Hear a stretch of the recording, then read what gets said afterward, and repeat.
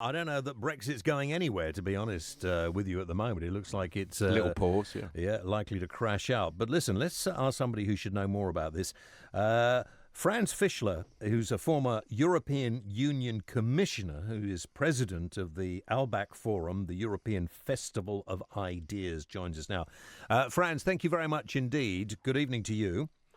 Yeah, good evening. And in a moment, I'll talk to our good friend MEP Claude Moreas, who's going to talk to us as well. But Franz, can I ask you this first of all?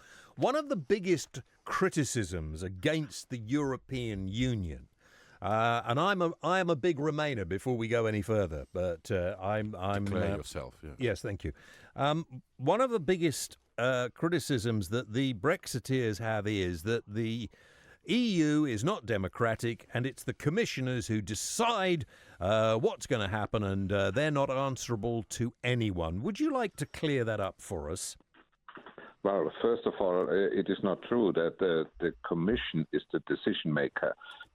Following the European rules, the Commission has the right to make proposals, legal proposals.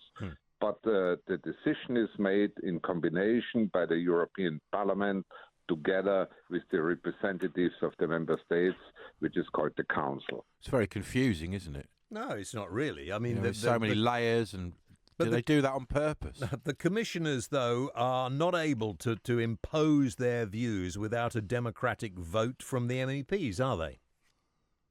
No, this is absolutely clear that they cannot implement any new piece of law without the agreement, not only with the Parliament, but also with the Council, and this is usually the Council of Ministers.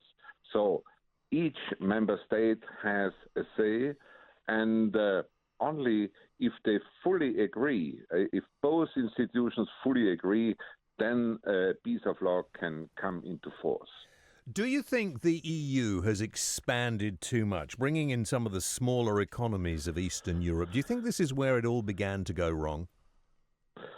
Well, I would say more important was what happened in the following years after 2008, because I would say that in the year 2008, that the main crisis in the European Union started, and Europe was much heavier damaged by this crisis than, for example, the US, which caused the crisis.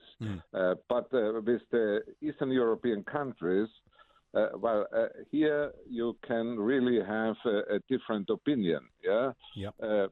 I can only remember what, for example, a former European politician, a national politician, Helmut Kohl, always said. He said that it is most important that for these young democracies to make this democratization process irreversible.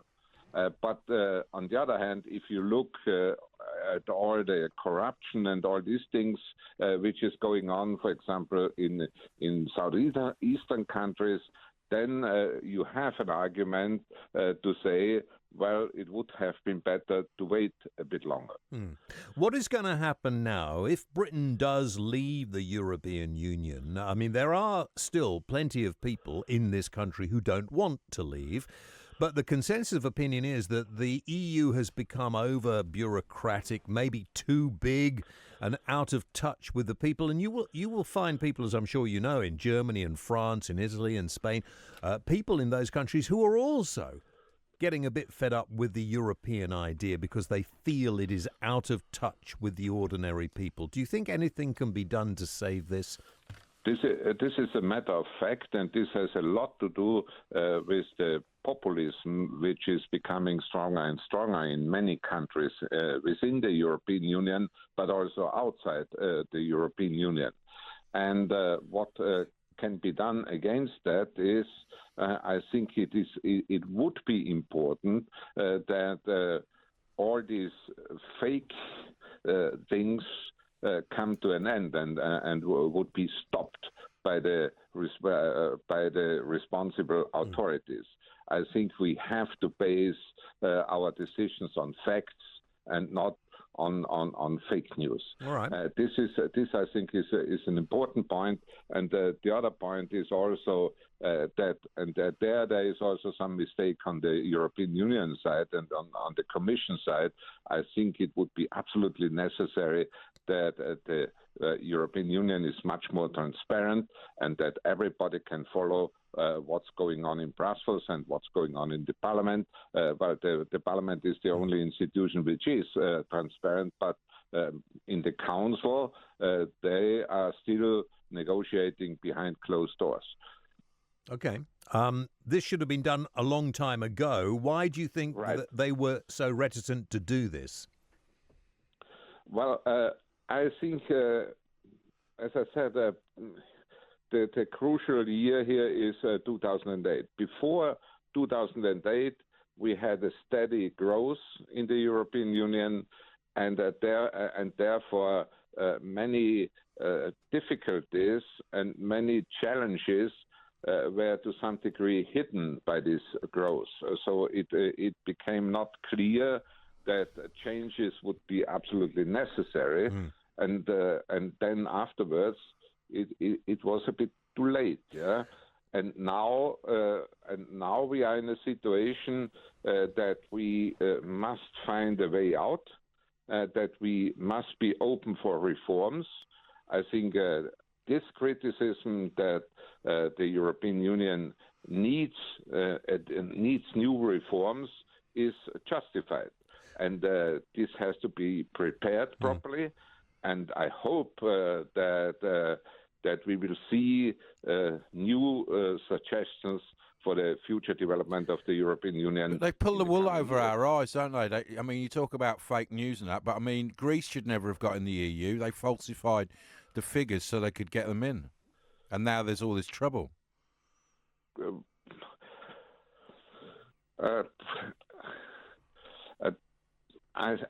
This is a difficult point because this has to do with the construction of the euro, and the problem here is that the construction of the euro allows speculators to speculate against a single member state. Because our system is very much different from the American system. In America, it is impossible to speculate against the development in a certain state within the U.S. But here in Europe, this is possible, and that the failure in the past was that one was not able to introduce Eurobonds. Just before I bring Claude in, I want to talk to Claude in a moment. Do you think there is anything that can be saved? Can Europe and Britain continue to have a good relationship after this? Well, in my view, they can, and I think they should. And this is finally the purpose of the negotiations about how the exit of the European Union should be organized, and especially in, for example, in sciences, or also in the economy, or also for the young people, for students, that they have the possibility to travel freely to the continent and also in the other directions. So there are many, I would say, common interests also in the future, and then one should also not forget that most of the member states of the European Union are also NATO members, and the UK will remain in the NATO. So there also in that respect about security, there is a close cooperation necessary. And do you finally feel, Franz, that maybe Britain will stay or rejoin the European Union at some time in the future? Well, I would say in the foreseeable future, this is not going to happen. I think this would need at least 10 to 15 years. So in the coming years, we have to live with the fact that the UK decided to leave the Union, and we have to define and implement a modus vivendi for both sides, and we must try to avoid that the damages are becoming bigger and bigger.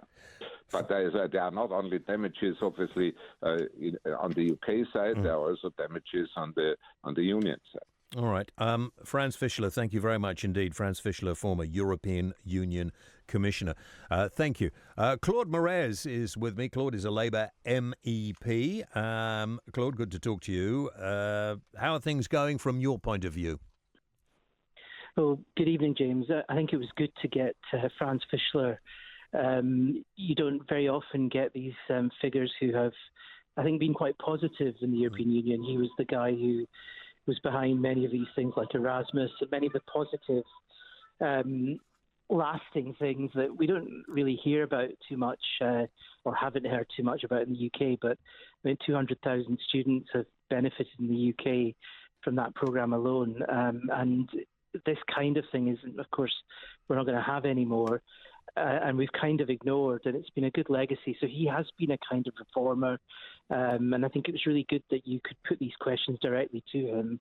And again, the kind of answers he gave, you just don't hear that in the British media very often. Well, sometimes, Claude, it's because a lot of these people don't want to talk to the British media, and that is a problem that quite often you can ask for them to do an interview, and we're quite surprised that Franz Fischler came back and said yes. Yeah, I mean, that was so refreshing that he did. He's really a very, very respected figure.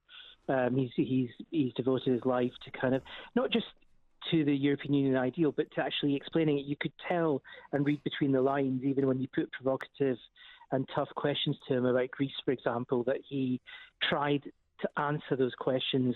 Yeah. And between the lines, he was admitting that the European Union does not explain itself well and has not. And you could see that, and he wasn't arrogant, was he? Like no, young Phil comes across.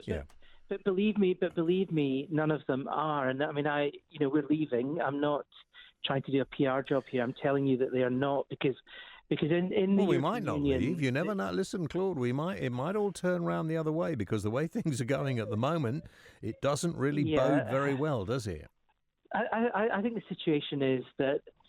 And I think Franz Fischler was implying it when he said, Britain is leaving and, it's not going to be reversed. I think what many of these people feel, and I speak to these kinds of people, I'm now chairing the biggest committee in the Parliament now. So I do meet, I've got 5 commissioners accountable to my one committee. I do meet these people.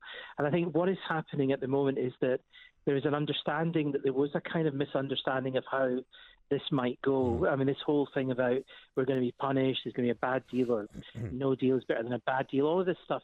Basically, we're only 2 months out from the point at which we have to have a deal, and we're only a few months out from when it has to finish. That's March the 29th. So the issue now is that this whole thing about whether it's Project Fear or whether it's real or not is kind of irrelevant. And what now people over there think, because I might as well explain to your listeners what people over there think, because that's some added value at least, is not about punishment or whatever. They just believe that there was a kind of misunderstanding of what leaving would mean, meaning that they never expected that there would be a good outcome, that somehow coming on WTO terms, despite what these kind of random economists keep saying, that being on WTO terms could possibly be in any way a positive outcome. But there can't be which is so weighted to our services. They can't.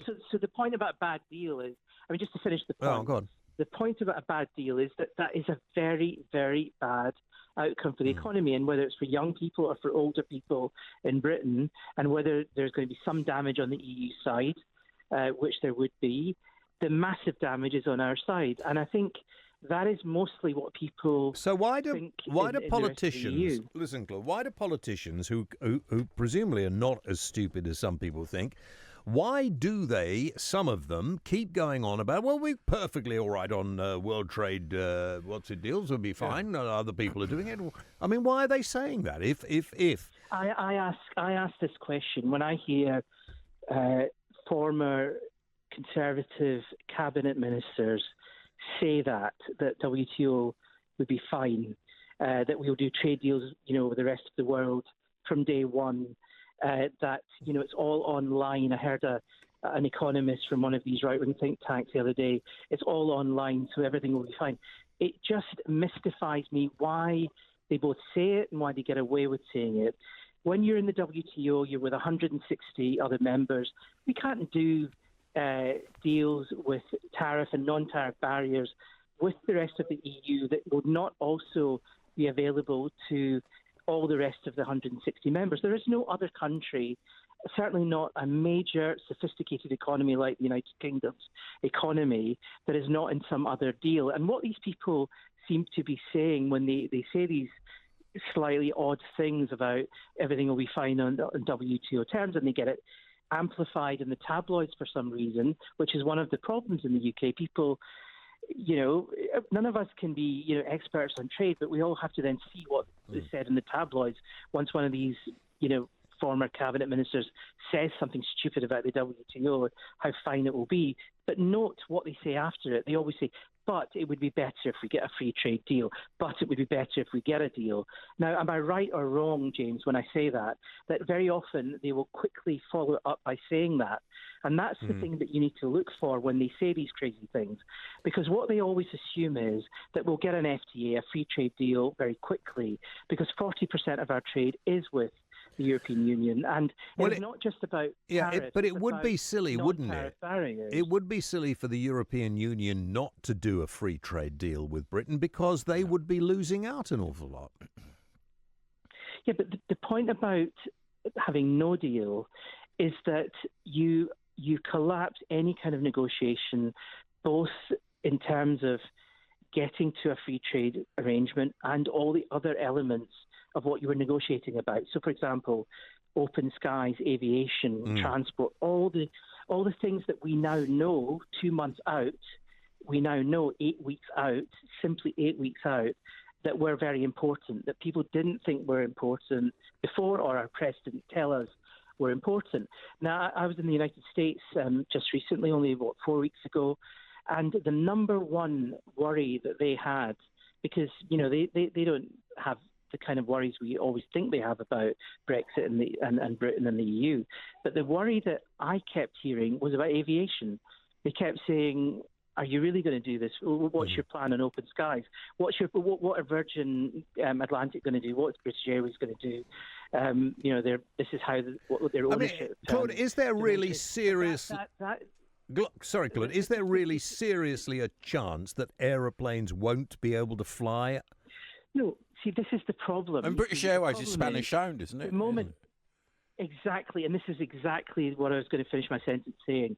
They were talking about the ownership structure of British Airways and Virgin, and they were saying that there were implications of that. Now, even some of this I didn't know, but the Americans who were experts on this seem to know it.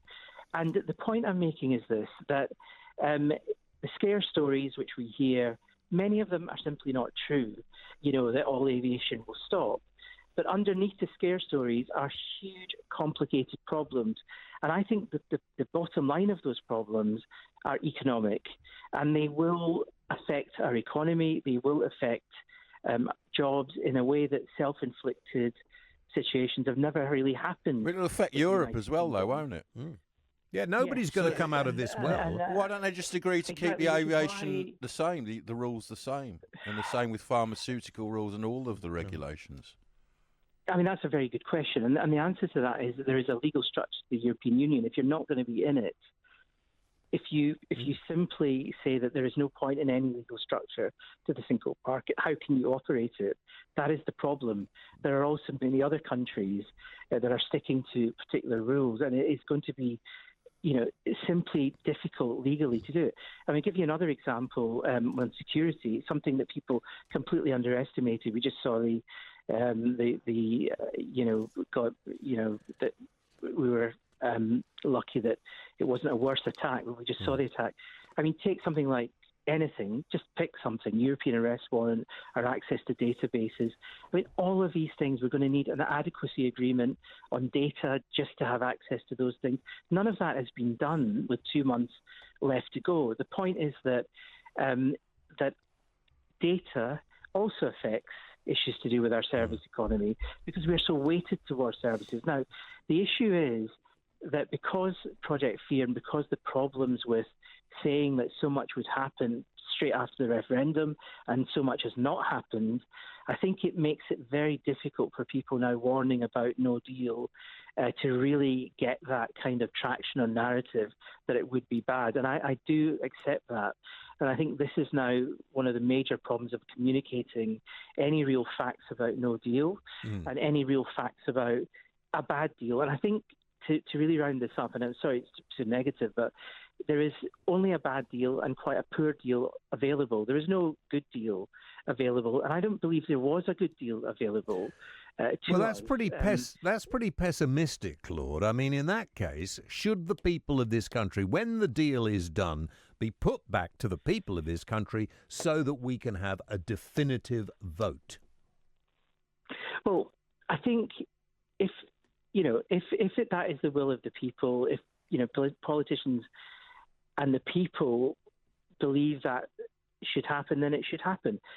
My feeling is that we're in a country with a very, very strong, first of all, fourth estate, which is very much against it, where, our press is vehemently against it.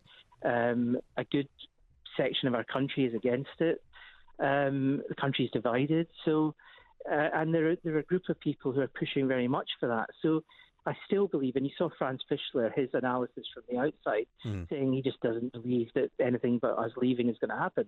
That's mostly what the view of the rest of the European Union. They don't believe there's going to be a people's vote. Now, if things dramatically change, I don't believe Britain is a sort of unpragmatic country that would not be able to have that that pragmatic nature. And Britain is a great country capable of many things. Claude, I've run out of time, Claude, and we'll be cut off. But I'm quite depressed about this. We need to have a deal that works both for Britain and for the European Union.